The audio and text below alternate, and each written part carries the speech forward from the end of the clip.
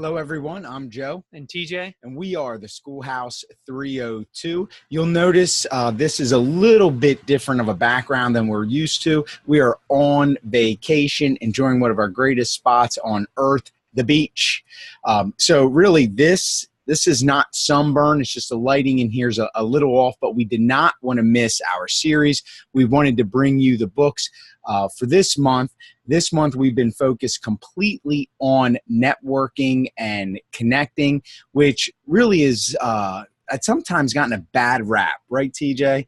People think that networking is sometimes not something that you should do, but we believe in it. We believe it grows your network. It really grows who you are, and there's ways to do it. Our model this month, PRC, is a simple 3-part model: plan, reach out, and connect. With that, TJ, introduce our first book. Sure thing, Joe. Our first book is called The Inevitable by Kevin Kelly. It's understanding the 12 technological forces that will shape our future. What's awesome about this book is it's Kevin's prediction on what will connect people. We're living in the social networking age, and Kevin talks about the technological forces that really will actually connect people in the future of technology.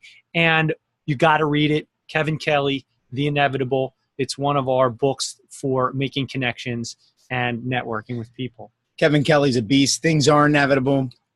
Dude, I was blowing up on Twitter. 4 likes today. That's pretty big for me. But I love it. You get to reach out. You get to connect with people, whether it's LinkedIn, Twitter, Facebook. I love it.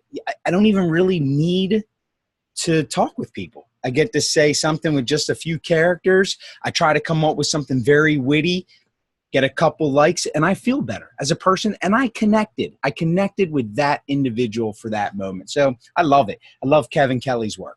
Yeah, but you also like connecting with people on the social aspect. Face-to-face is really important. We were just in Chicago. You met Peter DeWitt. You got to meet John Hattie, some of the great authors. And it really is important to get out there, shake a hand, meet people face-to-face.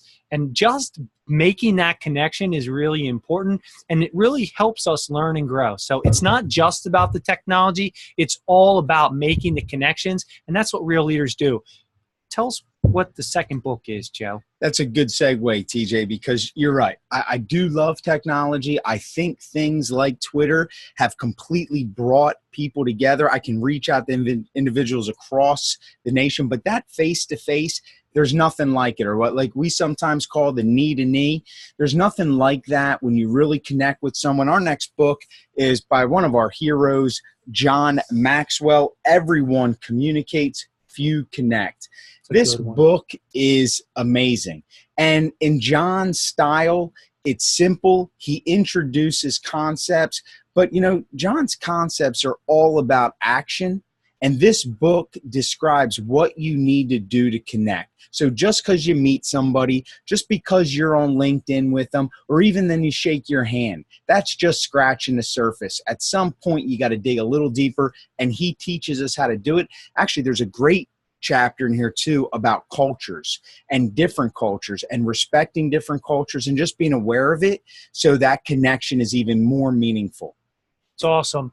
The third book, what we always bring to you is the Mac Daddy of making connections and networking, is an oldie but a goodie. How to win friends and influence people. The first and still the best book of its kind to lead you to success by Dale Carnegie. If you haven't read this, you should. If you haven't read it in a while, you should read it again. It really is one of the best books about how to win friends and influence people. The definition of leadership is influence.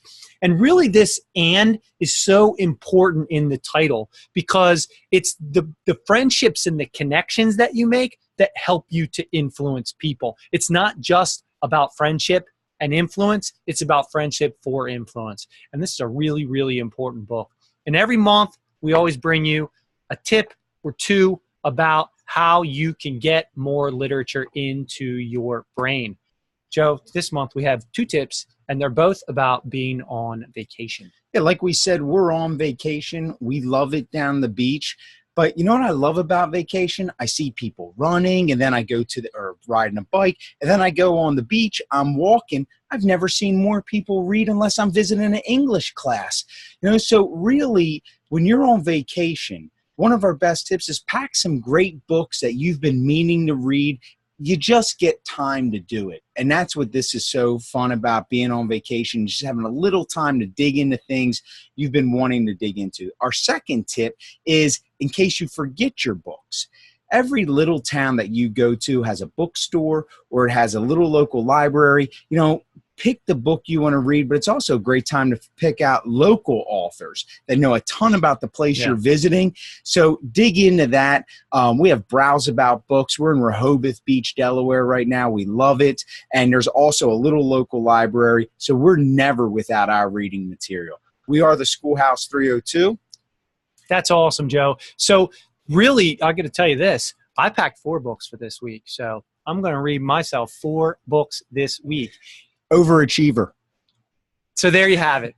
Read this series, The Schoolhouse 302. Check us out, theschoolhouse302.com, where we are always getting to simple so that you can lead better and grow faster. Thanks so much. And we would love it if you gave us a like, a comment, a follow, or send this to a friend. Thank you.